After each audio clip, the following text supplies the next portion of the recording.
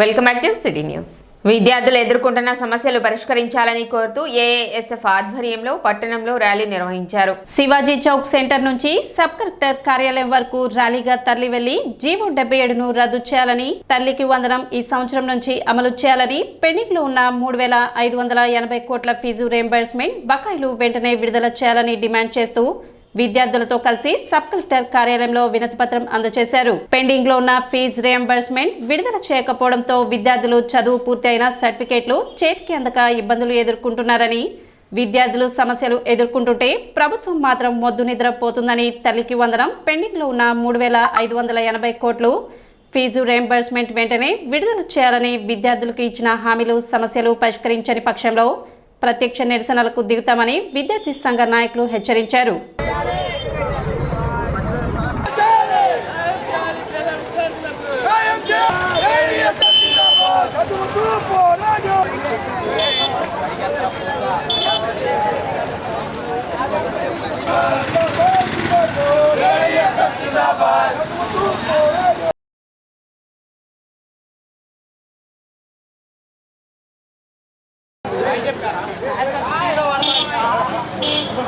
GO number 77 వెంటనే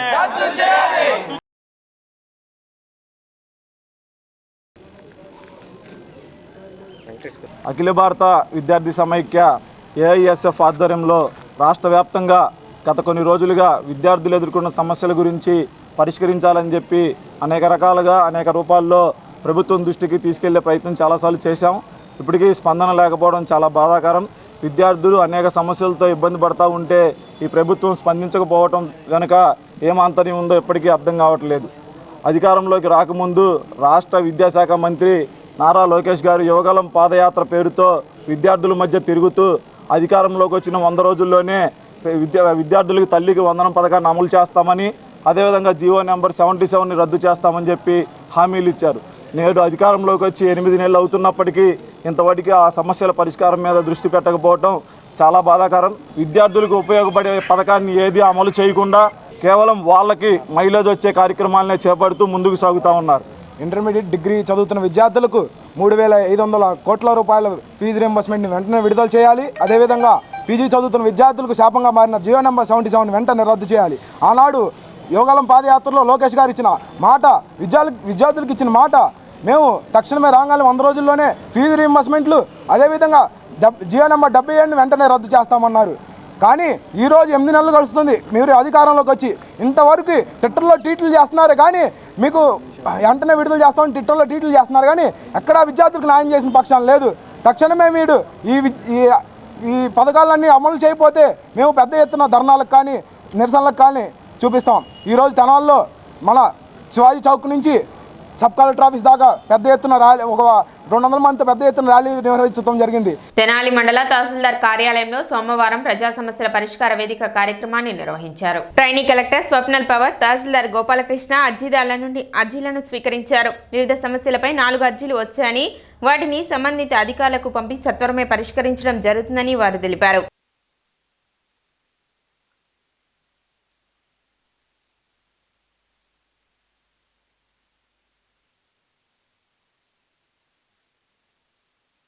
ఈరోజు PGRS డేలో మొత్తం 4 అప్లికేషన్ రిసీవ్ చేయాలి.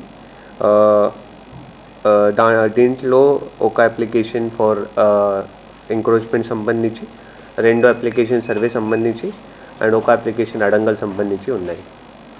So we're committed to solve all these grievances within the SLA period. I am very happy that Tenali Mandal has been on forefront to solve all the grievances within the SLA period. Tarvata, I have also taken the review with the DRDA department related to welfare of transgender community, as well as I have also taken review with the Mandal education officer related to the school performance, specifically for upcoming board examinations. So we have ordered the action taking report for next 3 months from all the teachers of all the schools, and I have gone through these reports and will take the follow up with all the teachers to improve the learning outcome for this upcoming board examination. ఈ నెల 13వ తేదీ సోమవారం అభ్యుదయ రచయితల సంఘం కళాతోరణం ఆధ్వర్యంలో స్థానిక తెనాలి రామకృష్ణ కవి కళాక్షేత్రంలో విశ్వవిఖ్యాత మట్టి మనిషి నాటక ప్రదర్శన ఏర్పాటు చేసినట్లు అభ్యుదయ రచయితల సంఘం రాష్ట్ర కార్యదర్శి వల్లూరు శివప్రసాద్ తెలిపారు. స్థానిక గాంధీనగర్లోని సిపిఐ కార్యాలయంలో సోమవారం ఉదయం ఏర్పాటు చేసిన విలేకరుల సమావేశంలో ఆయన వివరాలు తెలిపారు. సుప్రసిద్ధ రచయిత్రి తెనాలి సమీపాన గల చేబ్రోలుకు చెందిన డాక్టర్ వాసిరెడ్డి సీతాదేవి 1970లో మట్టి మనిషిని నవలను రచించగా 1972లో తొలిసారిగా ముద్రించారు. ఈ నాటికను తెనాలిలో 13వ తేదీ సాయంత్రం ఖచ్చితంగా 6 గంటలకు ప్రారంభమవుతుంది. ఒక సినిమా చూడలేకపోయినా ఏదో ఒక సందర్భంగా ఎక్కడో ఒక చోట చూడవచ్చు. కానీ ఇటువంటి అద్భుతమైన అరుదైన ప్రదర్శనలు గ్రామీణ ప్రాంత రైతులు సైతం వచ్చి ఖచ్చితంగా తిలకించాలని శివప్రసాద్ కోరారు. ఈరోజు ఒక విశిష్ట నవల నాటకీకరణని 50 మంది కళాకారులతో దృశ్యరూపకంగా తెనాలి ప్రజలందరికీ చూపించాలి అనే ఆకాంక్షతో ఎంతో వ్యయ ప్రయాసలకు వచ్చి ఈ నాటకాన్ని ఇక్కడ ఏర్పాటు చేయడం జరిగింది. 1970 ప్రాంతంలో వాసిరెడ్డి సీతాదేవి గారు రాసినటువంటి మట్టి మనిషి నవల దీనికి ఆదరణ.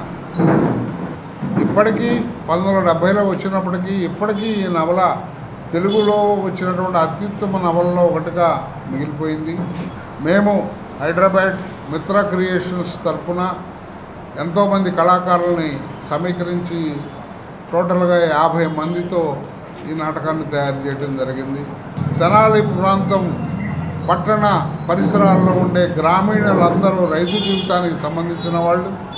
వీళ్ళందరూ జీవితాల్లో వాళ్ళ ఒడిదుడుకుల్ని వాళ్ళ పట్ల సానుభూతితో అందరూ చూడాలి అని చెప్పి మేము ప్రత్యేకంగా ఈ నాటక 12వ తారీఖున గుంటూరులో ఏర్పాటు చేశాం.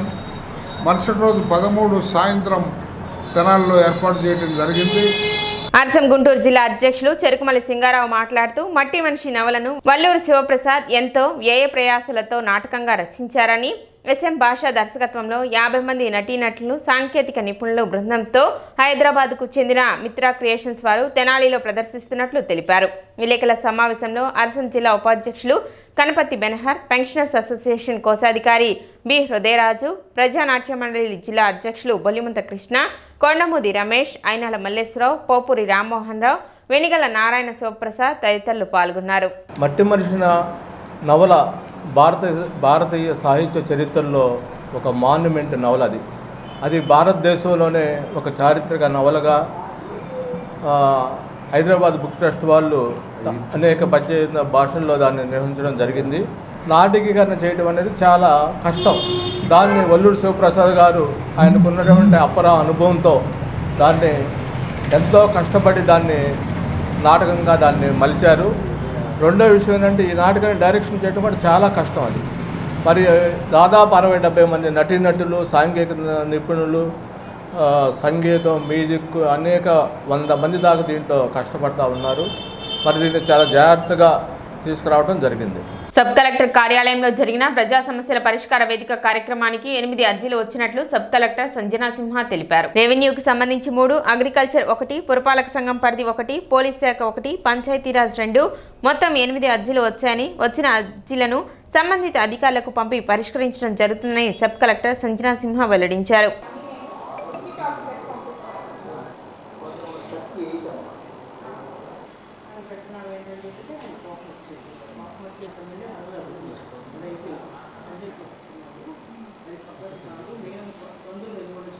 ఈరోజు మనకి 8 గ్రీవెన్సెస్ వచ్చాయి.